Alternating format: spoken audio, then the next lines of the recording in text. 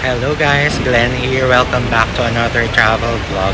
And for this series, we are going to my favorite island again. Ito lang naman talaga ako lagi nagpupunta na island. So, ayun, we are going to Boracay and samahan nyo ako ulit.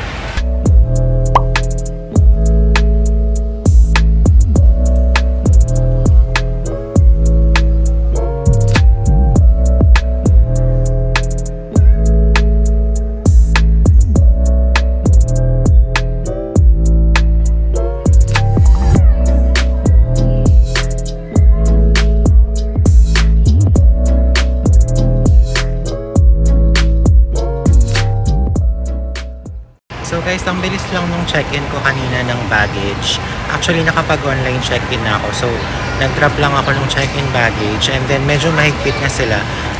Wini-weigh in na rin pati yung hand carry versus yung previous experience ko sa AirAsia na hindi na nila wini-weigh yung hand carry. So ngayon, medyo ingat na lang na dapat sundin natin yung 7 kg na allowance. And for me, I know very well na mag-exceed ako sa 7 kg. So, nag-purchase na lang ako ng extra na 7 kg for carry-on. So, 14 kilograms yung allowance ko plus may 20 kilos na check-in baggage. Huwag niyo ako i-judge guys. Medyo matagal kasi ako sa Boracay. Parang 1 week ako doon. So, ayun.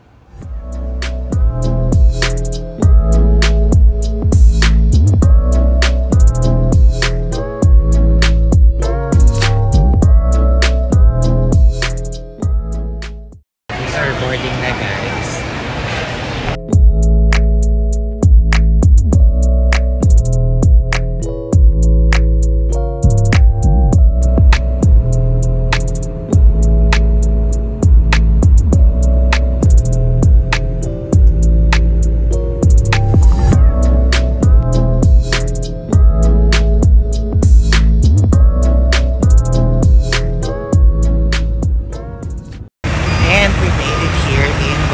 Sobrang bilis lang ng flight guys. Wala pang 1 hour.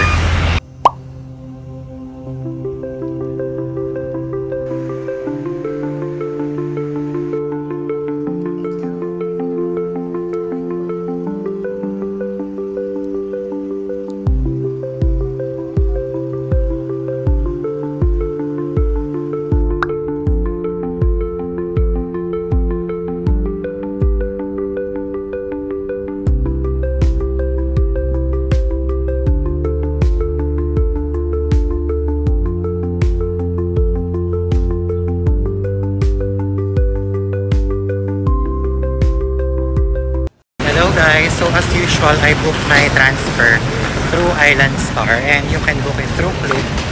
I think 600 plus per way, pero you can book round trip transfer na mas makakamura kayo.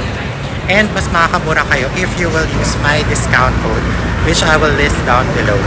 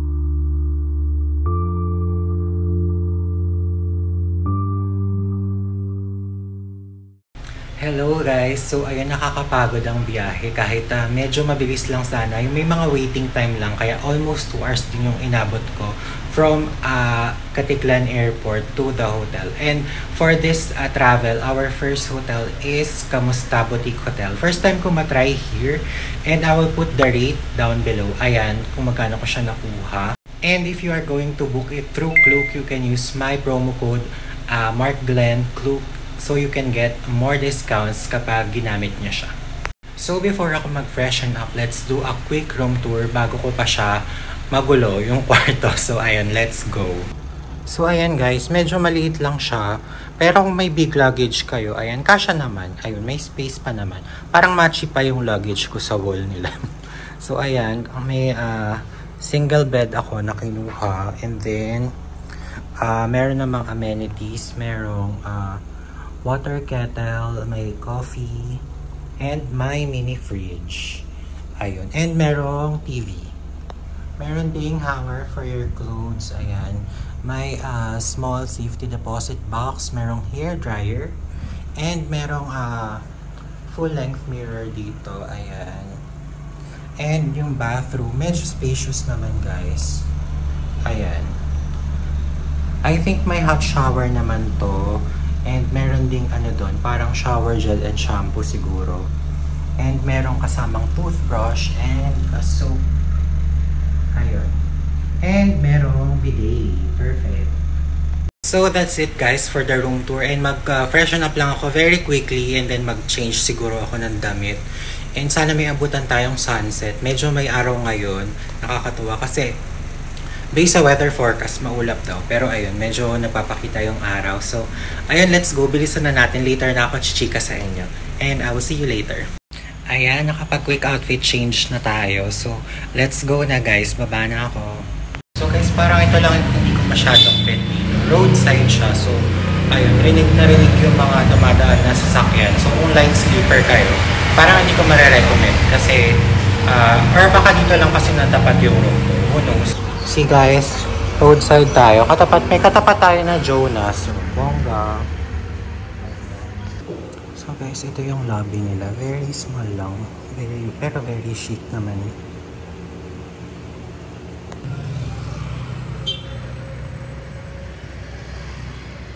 I hope may sunset today guys dahil nagpakita yung araw. Perfect.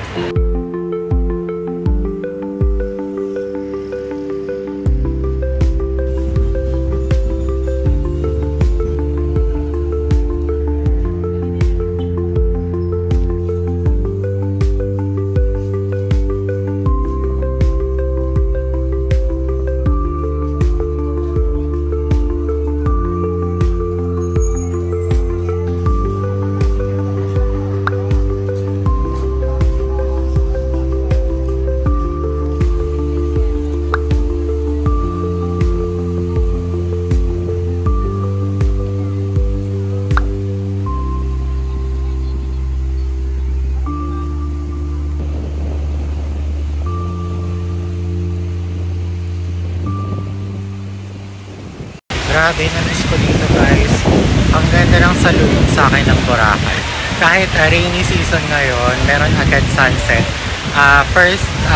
Actually not first full day. Parang half day pa lang ako rito or less. So ayan, ang ganda ng sunset. Na-miss ko dito.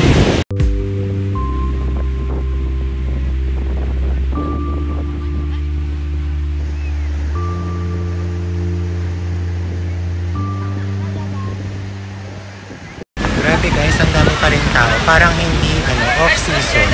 Parang ganito rin yung last kong visit, yung Holy Week. Ganito din, parang ganito rin karami yung tao.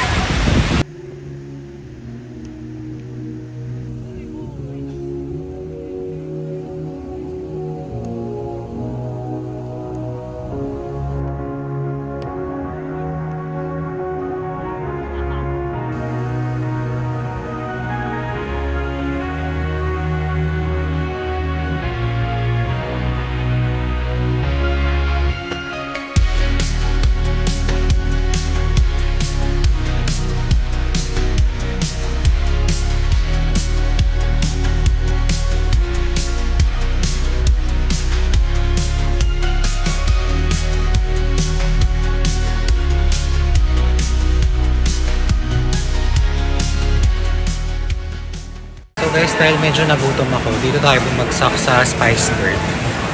If you have watched yung previous foodie guide vlogs ko here in Boracay, I believe nasama ko na once tong Spice Bird, and there's a reason why bumabalik-balik ako dito kasi masarap talaga yung food and generous yung serving nila.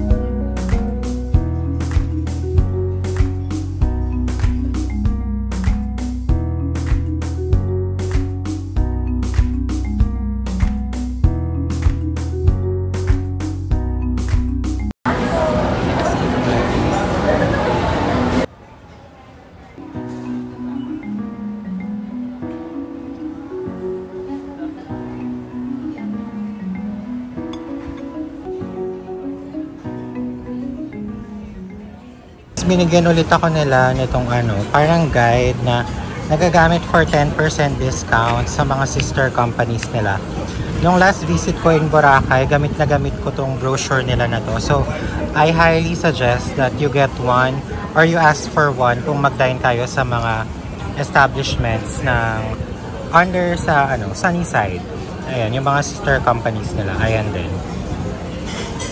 Guys, I've met a subscriber. Hello, Sir Mark! Thank you for watching the vlogs. Thank you din po for your vlog.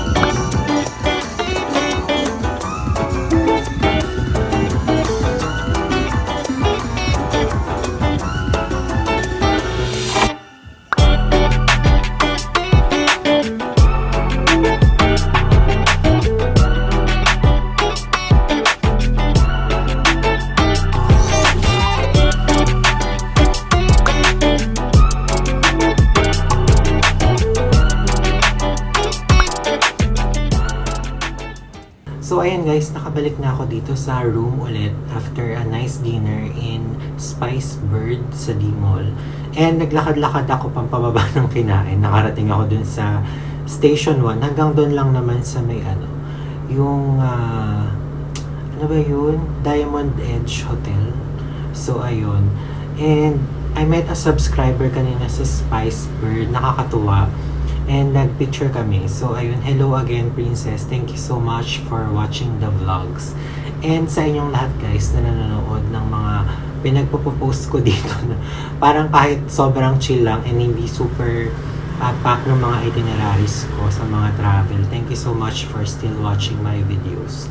Ayun. And kapag nakita nyo ako, mag-hi kayo sa akin and mag-picture tayo or mag-video tayo. Isasama ko kayo sa vlog, guys. Syempre, if may consent niya lang naman. So, ayun. And, I think kailangan ko nang magpahinga dahil 4 hours lang yung sleep ko kanina. And, para maaga rin tayong makapag-start ng day tomorrow. And, para marami tayong magawa. So, ayun. Free day ko bukas. So, let's see kung anong mga magagawa natin and kung saan tayo makakarating. But for now, good night guys and I'll see you in the next vlog. Bye!